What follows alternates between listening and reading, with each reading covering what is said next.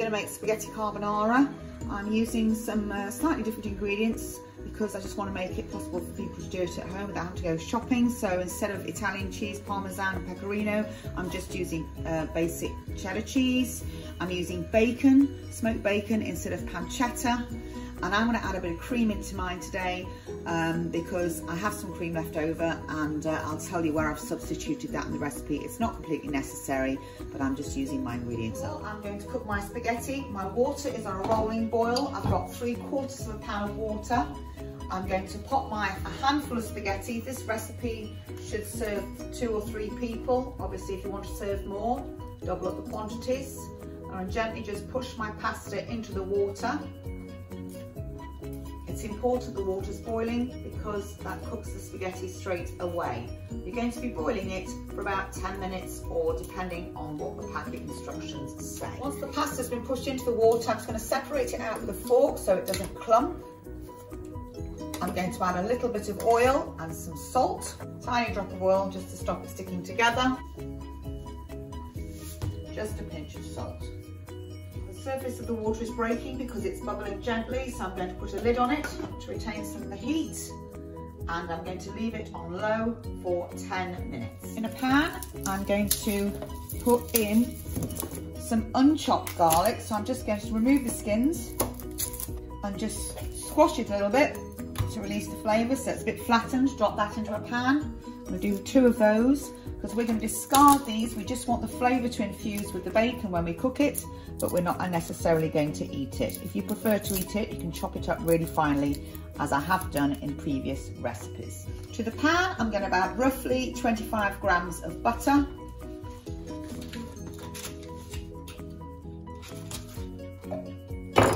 I'm now going to prepare my bacon. Now I'm going to do it on a red board, as we should. It's raw meat. And I am going to use scissors. It's much easier to chop up bacon with scissors than a knife. You can trim it if you like. I like a bit of fat on it. So it's much easier to chop it into fine cubes, like so. This can be vegetarian as well. You can put mushrooms instead of bacon. That would be quite a nice substitute. If you fry these first with the garlic, it should give it a very nice flavour.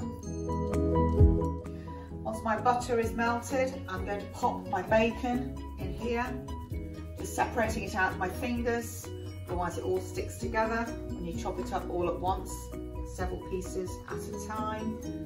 I've used smoked bacon. You can use unsmoked bacon. Any cut of bacon is fine. Traditionally, pancetta is used, which is a much saltier version of this, and it's cut a lot thicker. Whilst the bacon is cooking, I'm going to beat 2 eggs in a jug or a bowl. It's probably easier in a jug because you're going to be pouring it into your mix later. I'm going to season this with a bit of salt and pepper.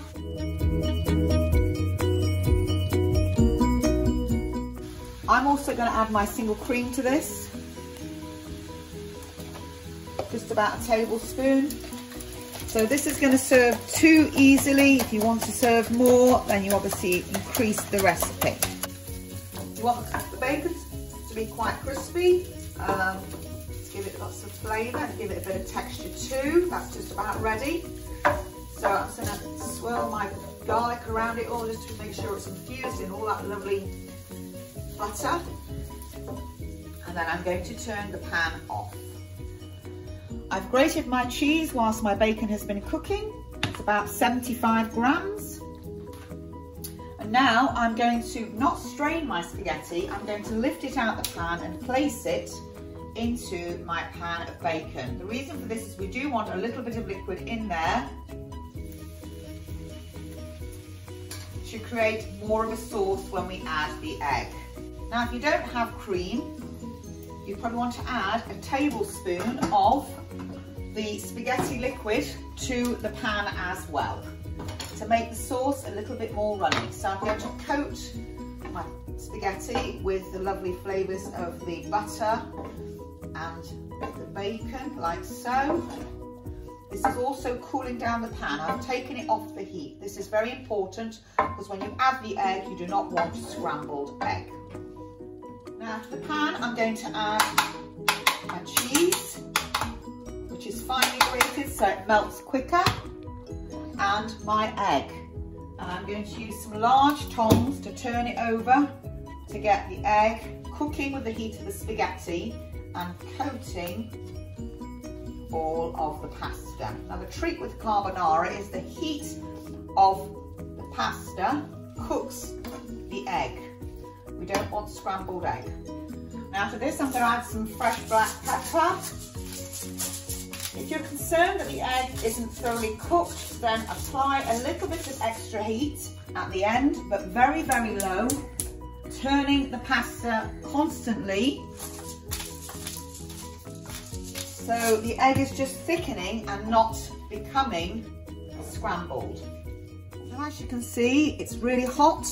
The egg has cooked and thickened a sauce. And now I'm going to plate it up.